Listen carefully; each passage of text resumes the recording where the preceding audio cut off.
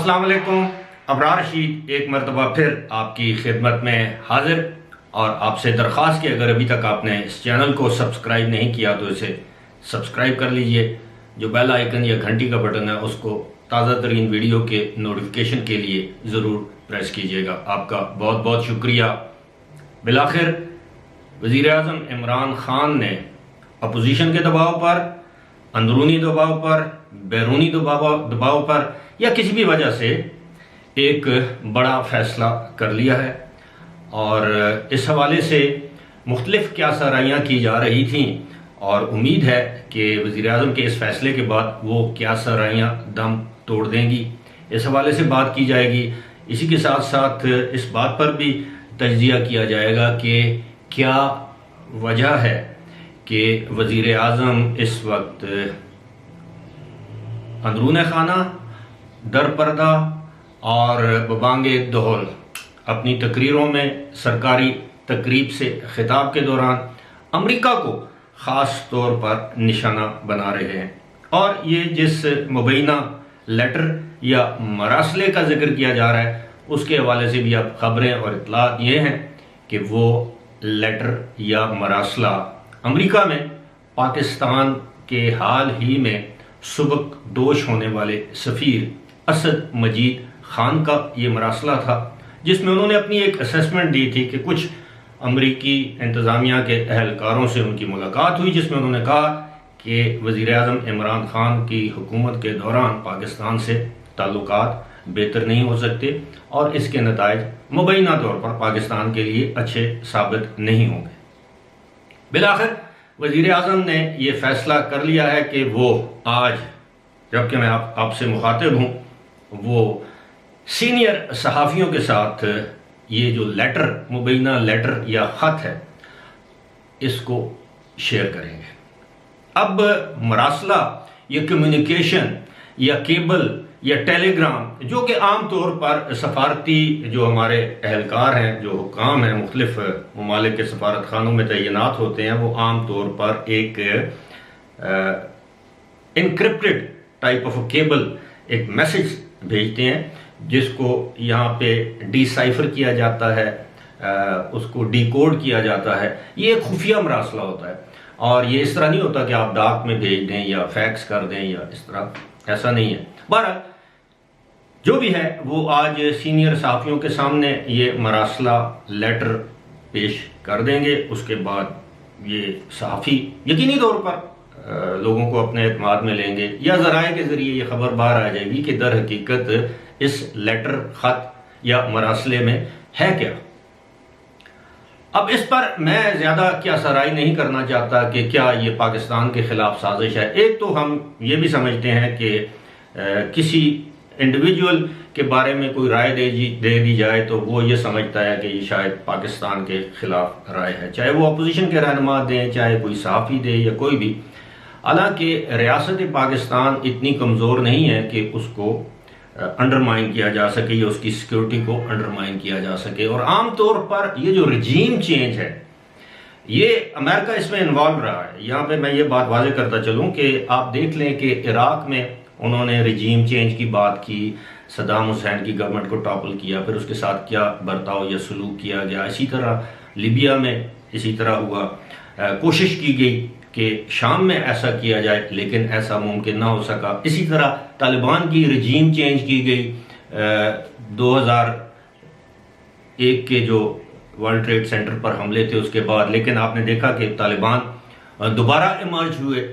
اسی طرح ابھی حال ہی میں جو بائیڈن نے یہ اشارہ دیا ہے، عندیہ دیا ہے کہ وہ کوشش کریں گے کہ جو روس کے جو صدر ہیں ولادیمیر پیوٹن، وہ اقتدار میں نہ رہیں، یعنی کہ وہاں بھی رجیم چینج کرنے کا ایک فیصلہ کر لیا گیا ہے. اور اسی طرح ایران کے میں جو حکومت یا رجیم چینج جسے ہم کہتے ہیں، حکمرانوں کو تبدیل کرنے کی متعدد بار کوششیں کی گئیں. وہاں پر جو فسادات تھے، ہنگامے تھے، ان کو سپانسر کیا گیا. مبینہ طور پر ترکی میں ایسا کیا گیا. اور ممکن ہے پاکستان کے بارے میں بھی امریکہ کے اس طرح کے خیالات ہوں، لیکن پاکستان ایک جیسی بھی ہے، پاکستان از اے ڈیموکریٹک کنٹری. اب پاکستان اس طرح کے ممالک میں نہیں ہے جس طرح ایک شخصی آمریت تھی دیگر ممالک میں جہاں پر رجیم چینج کر دی گئی، اور پاکستان میں الحمدللہ ایک ڈسپلنڈ فورس کے تحت، یعنی فورسز اور armed forces are very disciplined. خیر یہ تو ایک ان کا بڑا فیصلہ ہے، دیر سے کیا، اب وہ is at the verge of living, بظاہر تو ایسا ہی لگتا ہے. اور دوسری بات یہ ہے کہ وہ امریکہ کو کیوں نشانہ بنا رہے ہیں عمران خان، یہ بڑی دلچسپ صورتحال ہے. جب سے یہ فارن فنڈنگ کیس کا جو کیس ہے وہ سامنے آیا ہے، اور یقینی طور پر امریکہ کے موجودہ حکومت کے ساتھ تعلقات ٹھیک نہیں ہیں. جو بھی امریکی اعلیٰ عہدیدار پاکستان میں آتا ہے اس کی کوشش اور خواہش ہوتی ہے، اور وہ اسی طرح کرتا ہے، وہ ہمارے army chief general Qamar Javed Bajwa سے ملاقات کرتا ہے. ان کو پتہ ہے کہ ڈیسیجن فارن پالیسی کے کہاں بنتے ہیں، اور یہی وجہ ہے کہ لیٹلی عمران خان پاکستان کی خارجہ پالیسی کے حوالے سے بھی اس کو انڈیا سے جب کمپیئر کر رہے تھے تو انہوں نے کہا کہ انڈیا کی خارجہ پالیسی بڑی زبردست ہے. یہ سلپ آف ٹنگ نہیں تھی، یہ ڈیلیبریٹ ایک اٹیمپٹ تھی پاکستان کی خارجہ پالیسی کی، یعنی ان کے کنٹرول میں نہیں ہے. اب ہماری سیکیورٹی اسٹیبلشمنٹ کی یہ خواہش ہے کہ ویسٹ کے ساتھ، امریکہ کے ساتھ تعلقات کو ایک دم سے سنیپ یا نہیں کرنا چاہیے، توڑنا نہیں چاہیے. اس کا پاکستان متحمل نہیں ہو سکتا. پاکستان کی ٹریڈ وابستہ ہے، پاکستان قرضے ویسٹ سے لیتا ہے، پاکستان کے اوپر FATF کی تلوار لٹک رہی ہے. پاکستان سینکشنز کا متحمل نہیں ہو سکتا، پابندیوں کا متحمل نہیں ہو سکتا.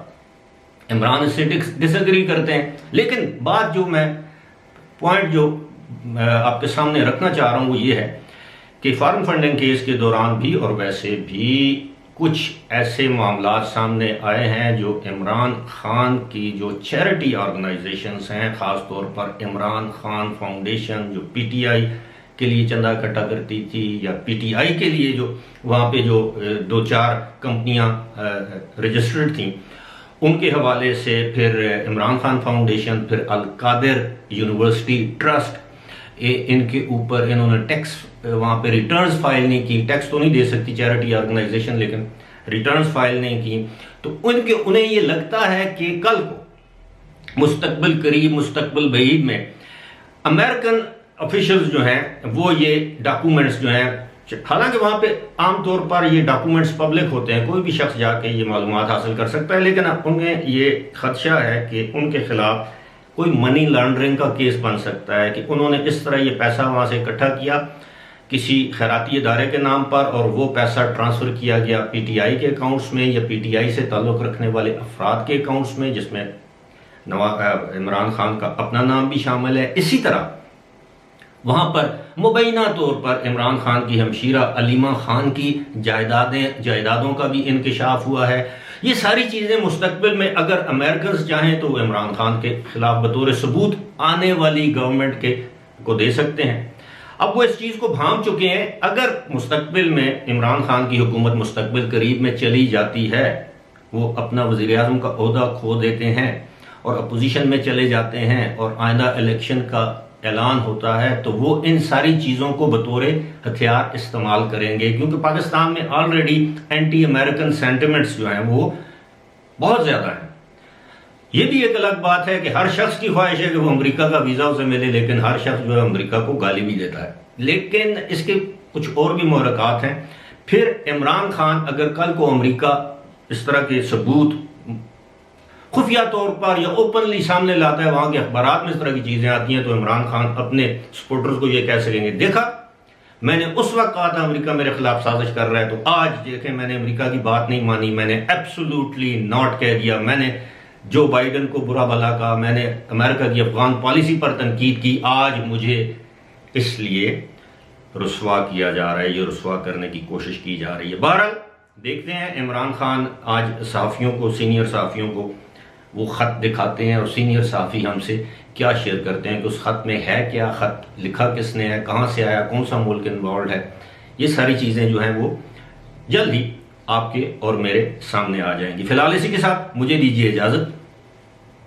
خدا حافظ.